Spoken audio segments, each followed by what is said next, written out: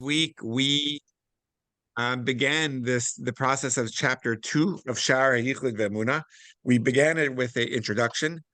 It's a rather deep, as really all the chapters over here are quite deep, but this one is it's so beautiful how the Alter Rebbe makes his case for the idea of continuous creation, of God is constantly involved in creation. So if you weren't here last week, I encourage you to check it up on our virtual page. Thank God we recently redid our entire virtual page thanks to some of the feedback we got from Nancy and others. So we spent a lot of time on redoing our virtual page, and it's really user friendly, easy to find and easy to navigate.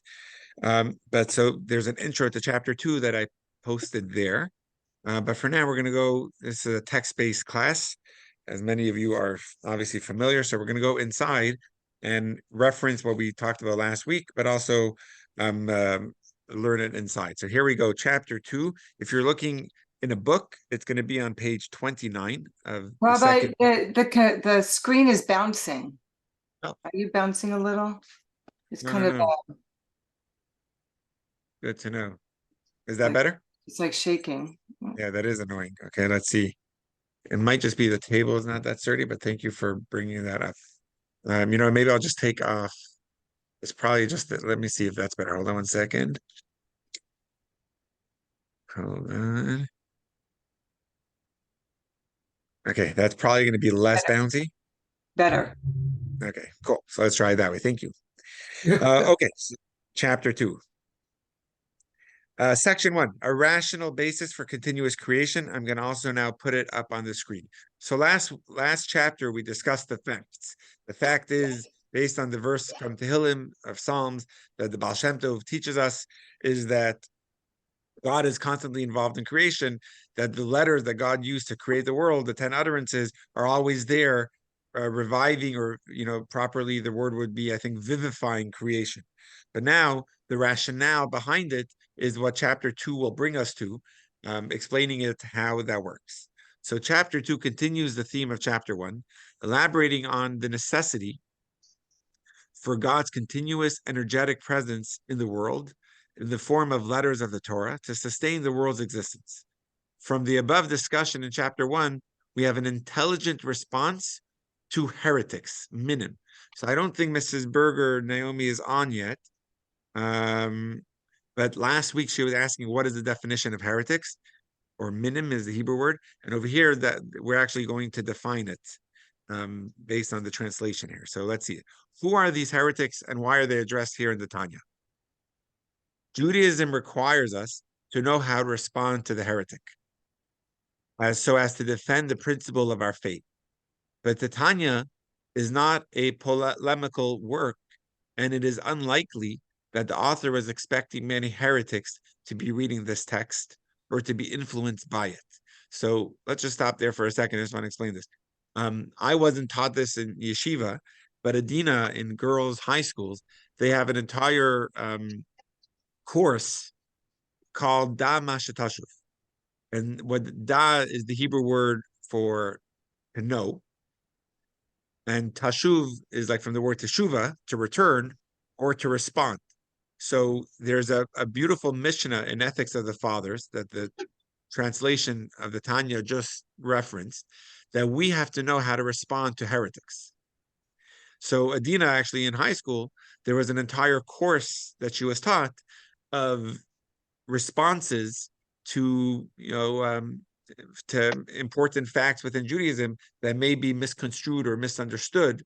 So you have to know how to respond to those things. So what we're bringing here is that's a good thing to know. But Tanya is not a book of how to respond to heretics. So why is that going to be brought up here in the Tanya, how to respond to about our faith to people who don't believe in it? So therefore, and Naomi, I'm glad you joined now. This is the next few paragraphs is going to be answering your question from last week, which is that who are these heretics that are being referenced here in the Tanya that we are trying to respond to? So here we go.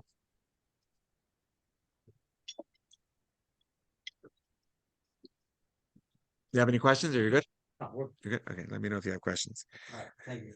We're actually last week we had a plumbing issue going on here, which was fun. This week we're actually redoing our closed circuit video surveillance system. We're upgrading our security around Chabad before the high holidays. So they're in the middle of installing a new video system today.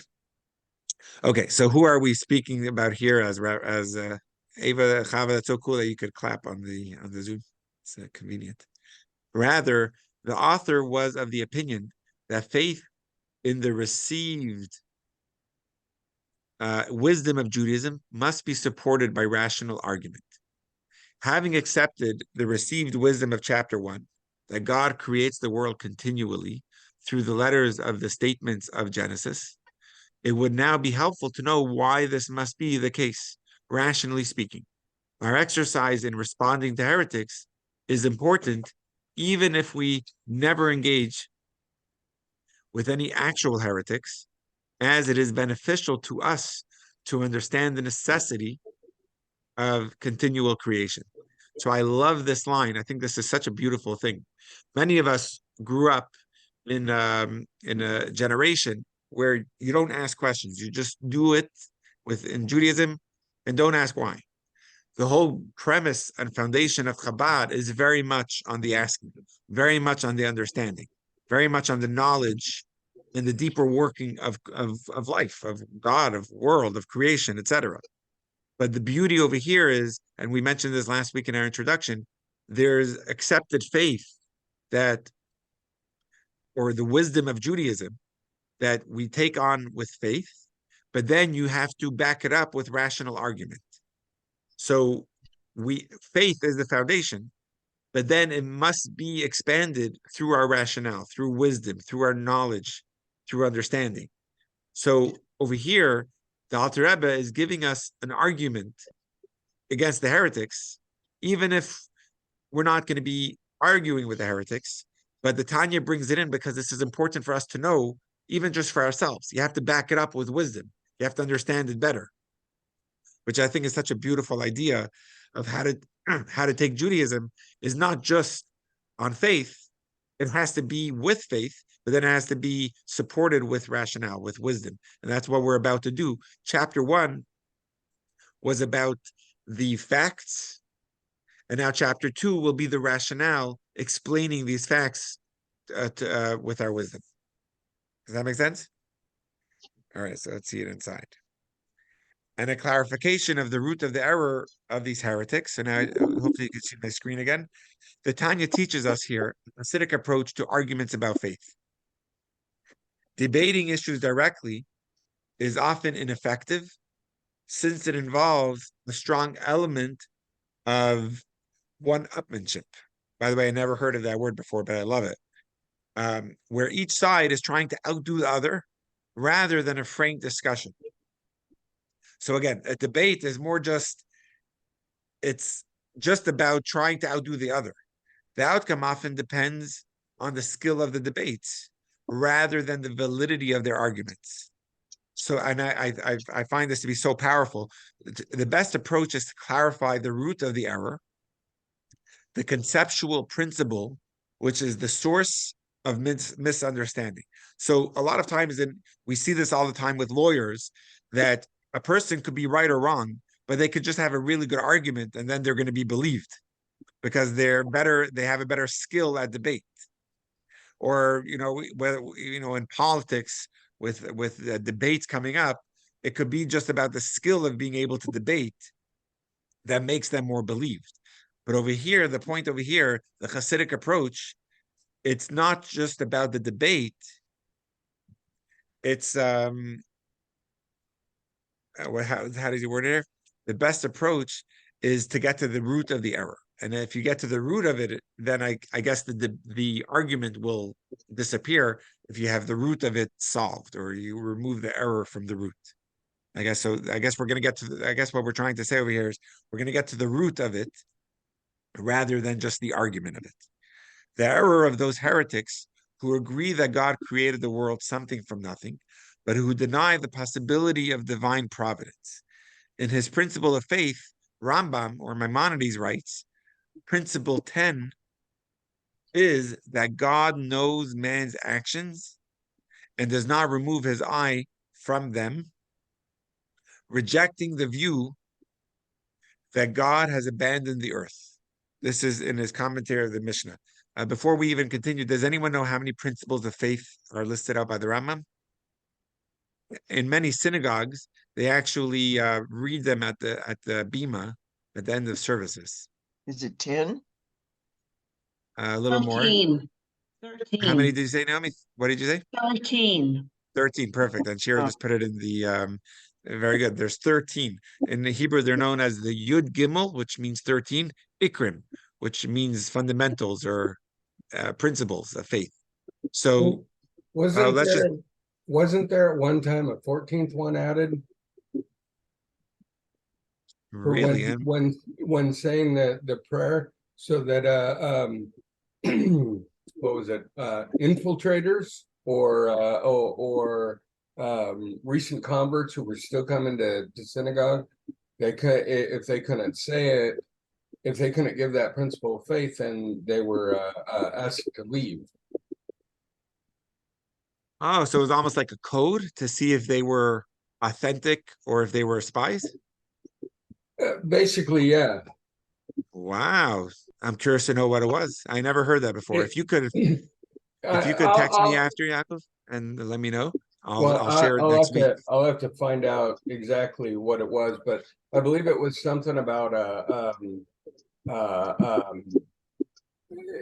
something about idolatry, because Christians would come and try and convert Jews, right? That was Wow. the main thing, and then if they said that, if they actually said that one, then it was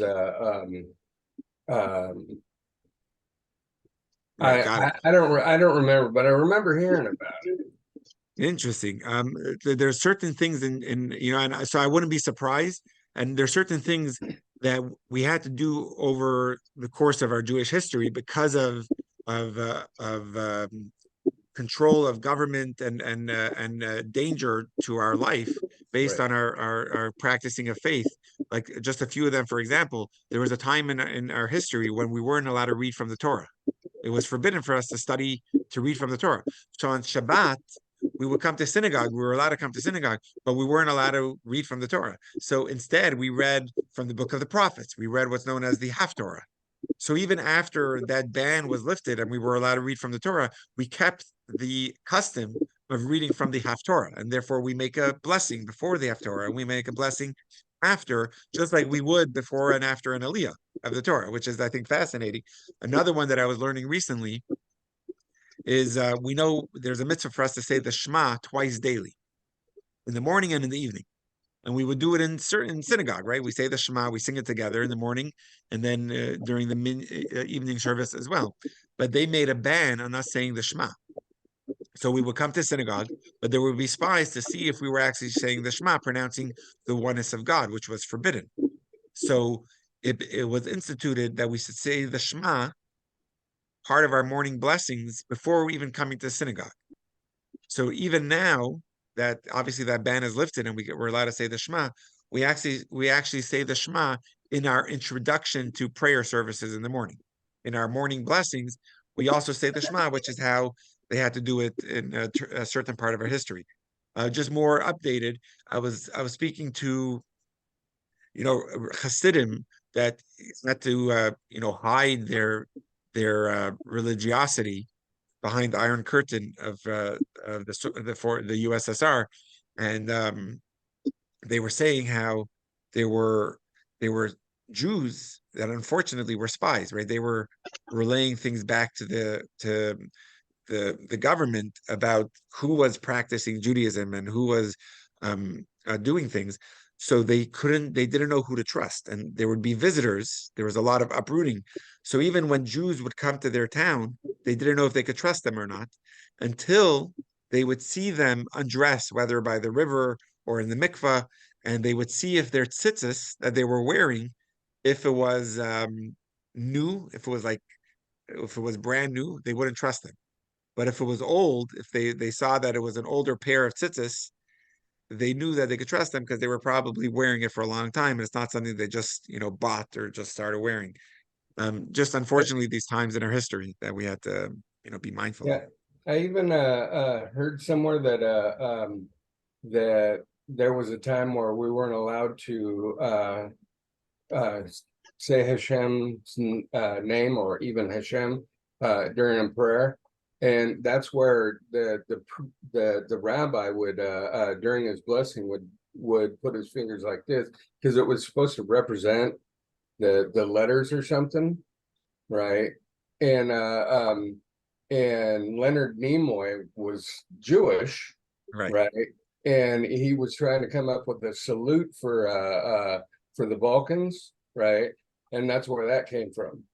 So Right. that idea of the hand, I don't know if it's, I don't know, like just the accuracy of that, of what I know, is already from the time of Aaron. That's how they blessed the Jewish people. It was only for the Kohanim, not for the rabbis. I mean, maybe at a certain point of history, it had to be a rabbi had to do it, but definitely, going back to the time of Aaron, that's how the Kohen Gadol would actually bless the Jewish people, and we still do that in services till today. The Kohanim do that. Okay, let's stop our commercial and continue with insight. So, principle 10 of the Rambam is that God, and it was just going back to I don't know if you can see my highlighting of it, but this is just an important principle that God knows man's actions and does not remove his eye from them, rejecting the view that God has abandoned the earth. So, a denial of this principle, meaning if someone believes that God has abandoned the earth, or that God removed his eye from creation, would render a person a min, which is the Hebrew word for a heretic. These heretics accept that only one God exists and that he created the world something from nothing, but they fail to understand how he could retain his utter oneness and at the same time be intimately involved with the world. If God is truly one, they argue, how could he be closely connected with a world of multiplicity? If he were to know and directly control so many details, wouldn't those details impose some detail in him? Rather, the heretics conclude he must be an initial and distant cause of everything that exists. So, Naomi, you were asking me last week, what is the definition, the Jewish definition of a heretic? And over here, we're answering the question really, really beautifully, that a heretic is not a person that doesn't believe in God. It's that they don't believe that God is involved in the world. The heretics would say, if God is one, God can't be involved in the world because the world is all about multiplicity.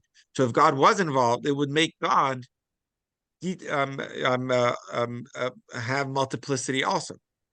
So therefore, they say God is not involved in world anymore. God is not involved in creation. The Rambam utterly rejects that as a heretic.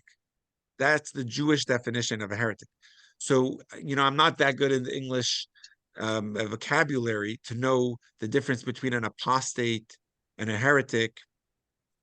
But there are, in Judaism, people that don't believe in God. But now people that believe in God, and this is the one we're referring to as a heretic, but that they don't believe in God being involved in creation.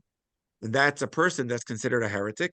And that's who the argument that we're going to be rejecting of the heretics is coming from, that they believe in God, they believe in God creating the world, and they believe in God creating the world from nothing to something. But then they say God is not involved in the details of the world. God is not continuously creating the world. And that's something that's going to be argued as a non-Jewish belief. The Tanya is going to be saying that they're fools, and we're going to have to see why. And it's going to be Rabbi, yeah, Rabbi, sure. this is Nancy. I just have a quick question. Don't we in Chabad believe that God is creating the world at every moment? And Yes. therefore, I mean, he wants to have a personal relationship with us. Everything we do matters to him. It matters on a moment by moment basis what we do. So aren't we being taught that God is recreating the world every moment? Exactly. That's exactly what we're being taught. And chapter 1 was all about that idea that God is constantly recreating the world. And that is a very fundamental Jewish belief. And therefore, once you have that belief, God is intimately involved in every detail of creation. That's where miracles come from. Chapter 2 is explaining the rationale of that God is creating the world, something from nothing, not just one time at the beginning of creation, but at every single moment. So the way we're gonna appreciate that argument is by first seeing where the heretics are coming from, what their belief is, and then rejecting their belief. So the belief of the heretics, the way we're defining it now, is they believe in God, they believe in God creating the world, and they believe in God creating the world something from nothing, but they don't believe that God creates the world at every moment. And that's going to be the argument that's about to be rejected by the Alter Rebbe in Tanya. But the heretics are of the opinion that God created the world, but then kind of left it on its own. It's able to sustain itself without God creating it constantly. That's going to be the heretics' belief. Yes, Naomi. It's kind of a weird question, I think, but when I think about God is constantly creating and could stop any time, I can relate to it like the chairs and the furniture and stuff like that. But to think about us people, like we could just go poof if the world if God decided to stop creating. Is that right? So definitely the human being in this context is going to have to be explored. In short, the answer is yes. We would stop existing in a moment. Everything about us, and not only the way we are now, but even our history would also be totally. Wow. But what's interesting is we weren't created by God's speech, right? We're not created by God's speech. The way God created Adam and Eve was through his breath. Yeah. So there is going to have to be a difference with the utterances that are giving life to every creation and human beings that are having a soul, an energy of God, a spirit of God that is different, right? Because we come from God, not from God's speech. We come from God's essence. You see the difference there, Naomi? Yeah, very interesting. We didn't get into it yet. We're really just talking about creation as a whole, or the universe, I think is how we wanted to. I think someone corrected me a few weeks ago. We talked about that, the world and the universe. So right now is more we're concentrating on the bigger idea, but then we're going to have to get into the role of Adam and Eve in creation, and it's going to take us some time till we get there. Okay, let's continue. I think we're in the middle of here. So, and for the same reason, these heretics deny the possibility of divine intervention, such as the miracles and wonders stated in the Torah. So I'm going a little quickly here because we mentioned this last week. When you believe in constant or continuous creation, it allows for the belief of divine providence, that God is deeply involved or intimately involved in the details of creation. And then it allows for miracles, which is divine intervention, because God is involved. But if you're a heretic, not you, but if a person is a heretic, which means that God is not involved in creation anymore, they deny the possibility of miracles because God is not involved in the world to intervene. The heretics argue if God is truly one, he must be distant from our world of multiplicity. Therefore, he cannot directly intervene in the world's affairs to bring about a miracle. The Tanya now addresses the root error of this ideology. So this is going to be important. If you remember just on the previous page, we said we're going to go to the root of their error and not focus on the argument. We're going to try to nip the bud from the source, meaning explain where the error came from and see the fallacy in it. They mistakenly imagine in their minds a similarity between God's act of making heavens and earth and the work of man and his schemes. So this is from our Yom Kippur prayer. We talk about it. Where obviously the difference over here is going to be the way we create things. And Yaakov is a person that uses his hands. I was just talking to him yesterday of his metalworking, and with everything we do with our hands is going to be so different with how God created the world. So that's what we're going to get into now. The core error of the heretics is thinking in human terms about God. They impose certain features of human creative work on the divine and come to mistaken conclusions. The Tanya now clarifies more precisely the error which results from such thinking. Because in the case of human creative work, when a metal worker finishes a utensil, that utensil exists independently and no longer requires a metal worker's hands. For even when the metal worker's hands will cease to have any involvement with the vessel, and he will go off elsewhere in the marketplace, that utensil remains exactly the same in its shape and form as when it left the metal worker's hands. That is how those fools, the heretics, imagine that God made the heavens and the earth. The heretics fail to understand that the existence of matter is not autonomous and must be sustained by God. Human creation only carves form within existing matter. It does not create the matter itself. So that's a beautiful line, that last line over there, that all human creativity does, it makes a form. It takes an existing matter and it just could change its shape, but it doesn't create the matter itself.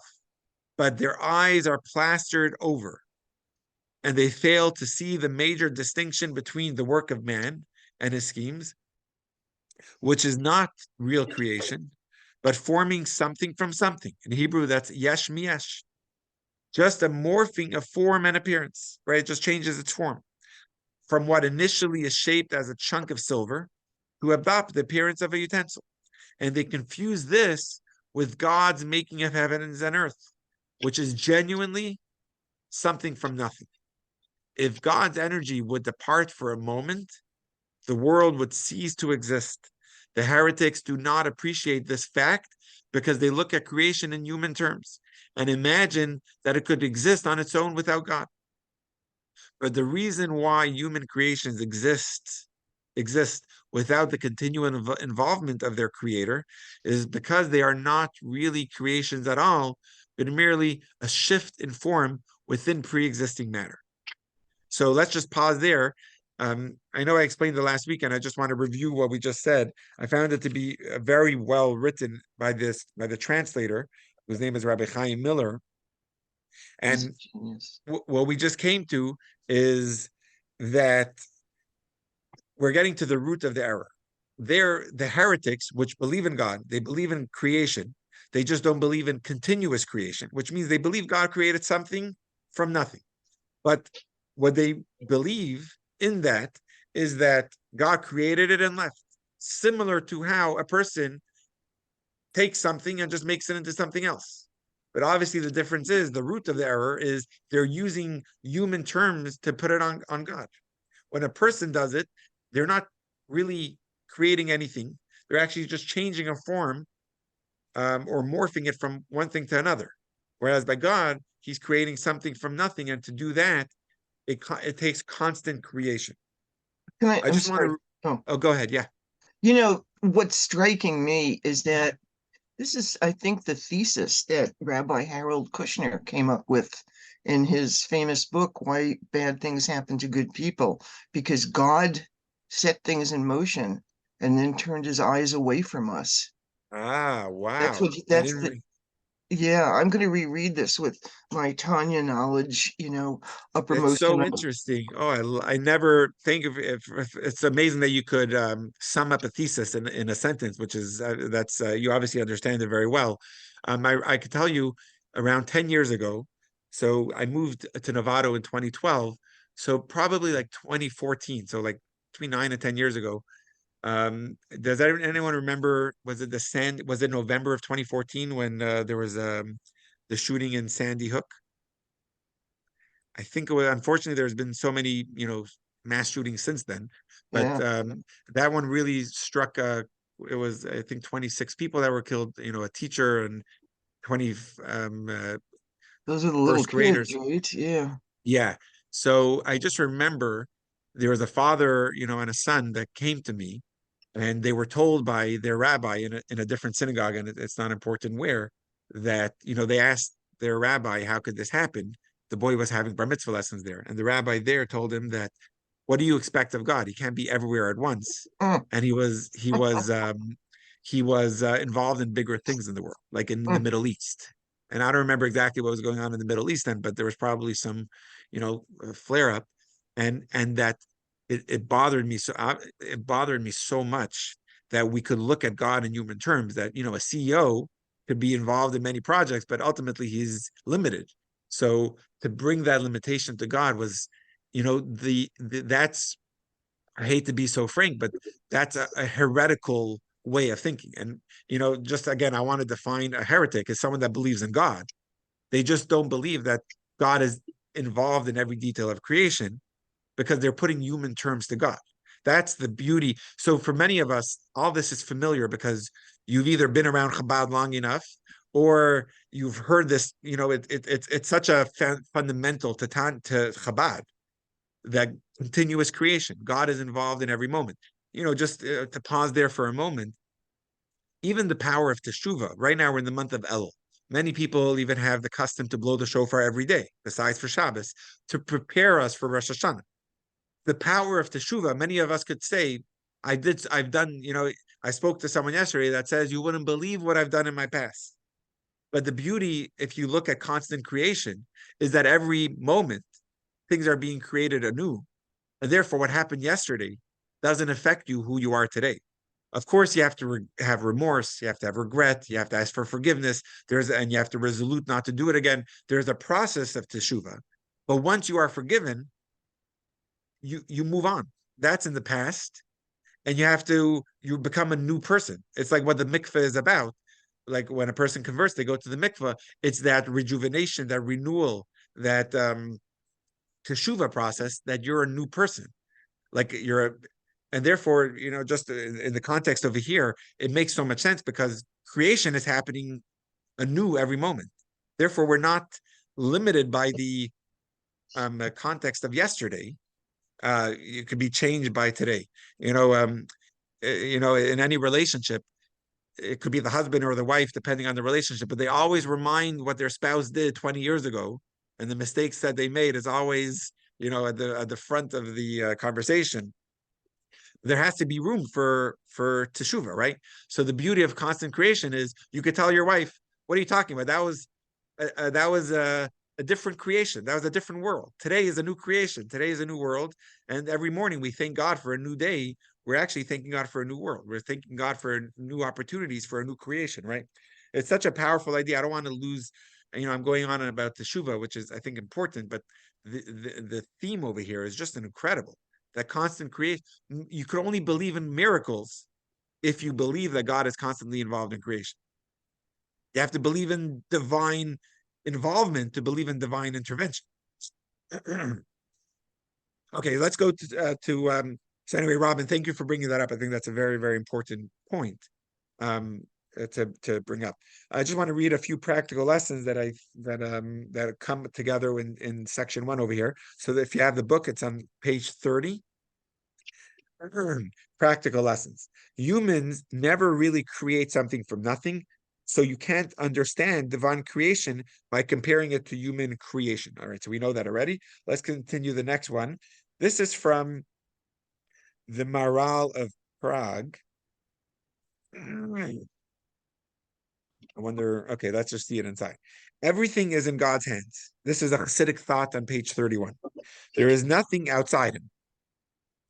This is what it really means to believe in God's existence. It's common to believe that there is a God, but people do not always affirm that he is all. And that's a problem, as it implies you could leave the domain of God.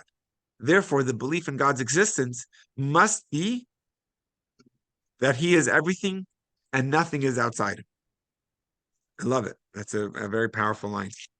That's from the Maral of Prague, who I think passed away in 1509. So he's the creator of the Golem, obviously a very famous person within Judaism, a very famous rabbi, and that's from him.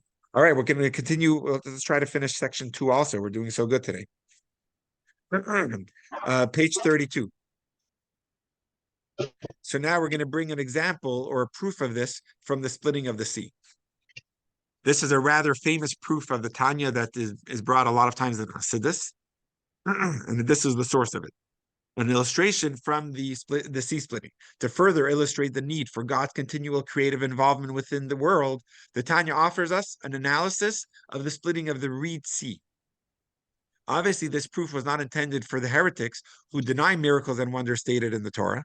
Rather, it is to help the Tanya's believing readers understand the concept more clearly. So this is a note from the Rebbe that it's not really to answer the heretics, it's really to answer ourselves. It's to prove it to ourselves, because obviously we believe in miracles, we believe in the splitting of the sea, and this is proof from the splitting of the sea.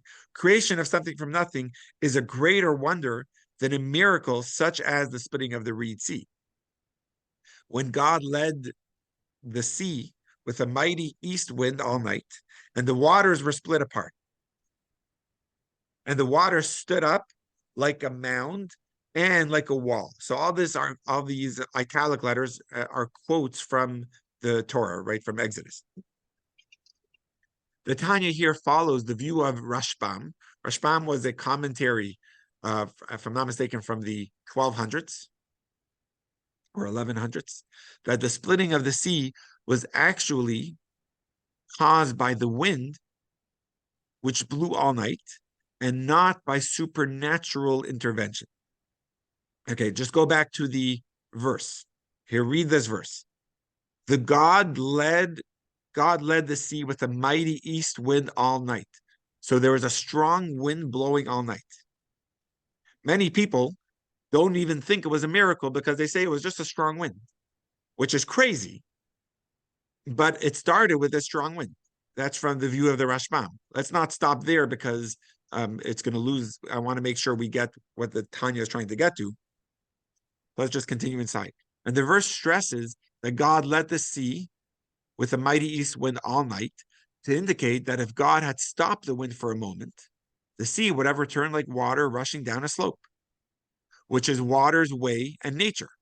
And the waters would undoubtedly not have stood like a wall. So we know that the waters split and it stood like a wall all night. But there was an east wind blowing. It doesn't say the east wind blew. It said it blew all night. It was blowing all night. To maintain a situation which is unnatural, a constant input is required. If God had not blown a wind all night, there would not be sufficient force to maintain the water like a wall against its natural tendency to be rushing down a slope. The Tanya's proof is not from the existence of the waters in the sea, but their natural tendency, their way and nature, to flow downwards. Since the tendency is constant, its reversal also requires a wind which does not stop. And if the reversal of a mere tendency requires God's sustained involvement, all the more so must that be true of its very existence. So it's a beautiful idea that if even just the east wind having to blow all night to keep it up like a wall, which is to go against its natural tendency, so to reverse that, you have to have since the tendency is constant, right? Its reversal also requires a wind, which does not stop. So the tendency, let's just make sure this is clear. The tendency of water is to go down, like to spill, right? To flow. To reverse that, it requires a tendency or a reversal that is constant. So the wind has to blow constantly in order for the waters not to slope down. So how much more so the very existence, which is obviously not a natural tendency, right? It's nothingness or null and void. In order to reverse that and to make it into something, it requires a constant involvement, which is creation. Even though this tendency of water to rush down a slope is also created and innovated by God, something from nothing. Above, we argued that the natural state of water was to flow down, and therefore its reversal to make water stand required constant input from God. Here, the Tanya notes that this is really an oversimplification, since nothing in this world is naturally as it is without God's constant input. Even water's tendency to flow downward is created. And like all created things, it must also be constantly renewed by God. So even just that the nature of water to flow down is an input that God puts into it. As we see that a wall of bricks will stand on its own without any wind to hold it up, whereas the nature of water is not like that. So the tendencies of each thing in the world, its properties, are clearly something assigned by God in addition to the thing's actual existence. So to sum up, every physical entity has both A, existence, and B, properties and tendencies. If even the tendencies require God's continuous input for them to be sustained, then how much more so is it definitely the case with creation of an entity's existence? Something from nothing, that God's continuous input is required. So let's just stop there for a second. I just want to explain this. In everything in creation, there's the creation and then the properties, which is the tendencies.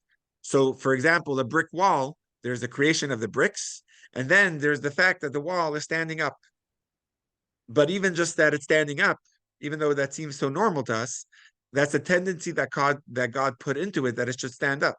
Whereas water has a tendency or a property that it should spill downward. That's also something that God put into it. So if just to keep a tendency, it takes constant effort. So as we see from the water, for it to reverse from its tendency, it took effort from the wind to keep it up rather than flow downward. How much more so creation, which is not only the tendency of it, but the very creation of it, how much more so it requires that constant creation to keep it into existence, of that style. Let me just see in the comments. Oh, thank you, Chava. That's so cool. You're a genius, Chava. You knew that on your own, I'm sure, without looking at Google. Chava says that the Rashbam lived in 1085 till 1158. What did I say? I said 1100. So that's pretty good. Okay, thank you. Thank you, Chava. It's awesome. Okay, let's pull that up on the screen. We're all the way at the bottom. Creation of something from nothing is supernatural. While it was a miracle for the wind to blow all night, splitting the sea exactly when it was needed by the Israelites to save their lives, it was nevertheless not a violation of the laws of physics. Hold on, let's say that again. It was a miracle for the wind to blow all night.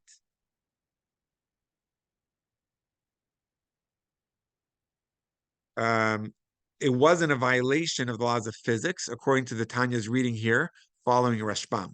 The water split because that was the natural effect of wind blowing all night without interruption.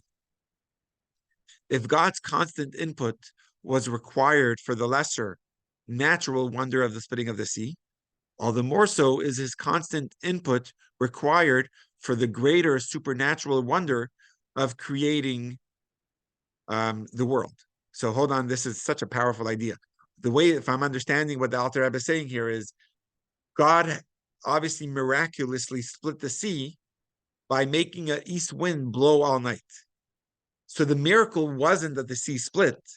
The miracle was that at that moment, when the Jews were leaving Egypt and they had the Egyptians coming out at them, from the Rashbam's understanding that the Alter Rebbe is quoting here, he caused an east wind to blow all night, which that is a miracle, but to suspend the waters upwards. But really, it was just using nature, if I'm understanding correctly. It was the way he's translating it here. It was a natural wonder, which is pretty wild to learn it that way. And the Kal V'chomer, the how much more so over here is how much more so is a supernatural wonder, which is creating the world, something from nothing. How much more so is that something that requires God's constant input? Okay, let's just finish this paragraph. I'm just going to pull up the screen again. Yaakov has his hands up. Oh, okay, perfect. Let me just finish this Go ahead. section. Yeah, go ahead and finish this section. I want to Yeah, Oh, hold thanks. on 1 second. It is doubly more creation of something from nothing is doubly more astonishing than the splitting of the Reed Sea. And he says doubly, and he's going to explain over here in the translation why. It is doubly more astonishing since A, creation is something from nothing and not merely something from something. And B, creation alters not only the properties of an entity, but its very existence. All the more so then, if the creator's power would leave the creation, God forbid, the creation would return to be absolutely null and void. Such a powerful idea. Let me just read. There's a practical lesson that comes with section 2, and then Yaakov will take your question, and then we'll see if we could continue a little more. If you're looking inside, it's going to be on page 33 of your book. It says like this: the universe is like a wall of water being held up by a strong wind of God's creative energy. If the wind were to stop flowing for a moment, the wall would collapse. Existence, I could stop sharing that for a moment. Existence is not given and secure. It is flimsy and transient. So the way we look at existence is it's very factual, it's very present, it's very real. But the way Tanya is looking at it, it's almost like the water is being suspended against its natural tendency. So the natural tendency of existence is actually to not exist. It should be null and void. That's what it was. So in order to keep it into existence, it's almost like keeping the east wind blowing for the waters to be upright like a wall, suspended. It takes a constant energy of or influence to keep it in that. And if it would, it's interesting. If you take the splitting of the sea, once the waters went back down, once the east wind stopped blowing, was there any proof that the waters ever stood up? No. You would look at the water. If you came a day later, there would be no proof in the waters that it ever stood up. If you would take a rock that was flying in the air, but you only see it after it landed, there would be no proof in the rock that it ever was flying. And really, maybe the rock is not a good example because the rock, after it flies, it goes to a different location. So there is some remnants that it flew. Creation, there's no remnants at all. If it goes back to null and void, and like Shira was saying last week, it's more than nothing because even nothing is really something. We're talking about null and void, which is absolute nothingness. That's the natural tendency of world. So if God would remove his constant creation or continuous energy through the 10 utterances, it would be like nothing. It would null and void. Yes, Yaakov. Well, I was trying to look something up, because I'm a little bit confused on a few things. Because you said that the Rashbam said that it wasn't a miracle of God; it was just the wind blowing, the east wind blowing. So no. So to make sure one thing is clear, there's many people now that that it's shocking that they say that it wasn't a miracle; it was just a wind. But but hold on. What we're saying here is that was the Talmud. Let's start from the beginning. The Talmud says, Yaakov, that the splitting of the sea was the greatest miracle of all times. Right. And the Rashbam, who came, I don't know, 900 years after the Talmud, is not going to argue on that fact. It's clear and it's a fact that the splitting of the sea was the greatest miracle. But what the Rashbam is saying is that the miracle is not that the water split, is that the east wind blew all night.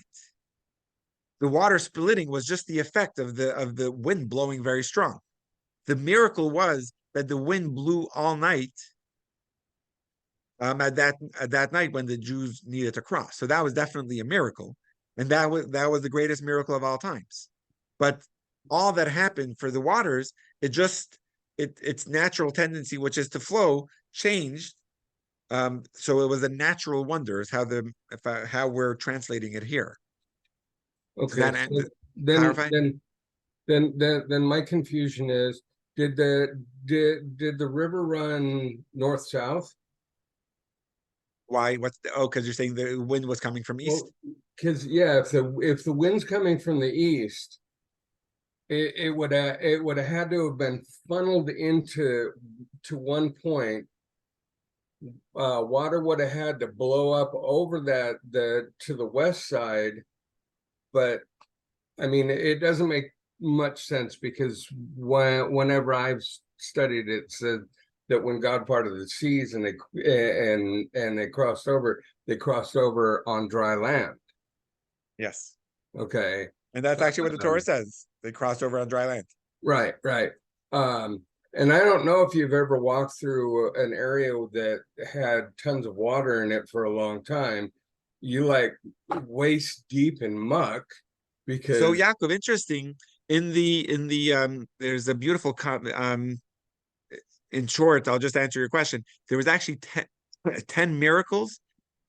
Tell me if you ever read this part of the Haggadah. In the Haggadah, it's one of the coolest. It's the Talmudic part to the Haggadah that most people, that's when they fall asleep. When they're at the Seder, if they're going to fall asleep, it's by the paragraph saying of how many miracles happen at the splitting of the seas. Anyone familiar with what I'm talking about? If you've been to my Seder, I clarify this and I recite the Haggadah in English, almost like a story. So I explain it, but in short, I'm just going to tell you that at the sea, according to some opinions, there was either 40 miracles, some people say 50 miracles, some people say 250 miracles. And one of those miracles, whether 50 or 200, whatever, one of those miracles is that the waters dried up. Sorry, the seabed, which is the land under the water, was dry for the Jews, and it was extremely wet and muddy for the Egyptians because the Egyptians ran right after the Jews and they got stuck in it, and that's when they drowned. So it's a miracle that for the Jews who went first, it was dry, and for the Egyptians who came after them, it was wet. Does that answer your question? yeah, well, my question was only that how would somebody think that it was only the wind that was blowing without Right. without any kind of intervention from God? I heard 40 miracles. Right. But, In that God, that's one of the opinions. There's three opinions. One of them is 40. Rabbi Akiva says 250, but I think it was Rabbi Yeshua that says 40. So you're like Rabbi, I think it's Rabbi Yeshua. We'll have to quote it later. Yes, Chava. Could you pull up that page again with this part that we're talking about? The Absolutely. quote from I'll the pull it last up time. and I just want to read it again. yeah, no problem. And actually, I just want to also tell you we're going to end the class in a few minutes, and we didn't finish the chapter yet. But like I said at the beginning of the class, it's a very, very fundamental chapter. So I do urge you or encourage all of you, if you have the book at home, to actually just study over the chapter and come back to me next week or over the week with questions that you may have. And next week, I want to clarify certain things because all of this is fascinating ideas. So if you have the book, I encourage you to just review chapter 1 and the first half of chapter 2. If you don't have the book, you could send me an email and I'll send you a link. But you don't need to buy it because I have the Kindle app, so I'll share it now. Do you have a specific spot, Chava, that you wanted to, for me to highlight? Was it the previous page or just here? I think it was the previous page. Sure. Yeah, that's the bottom of the page here.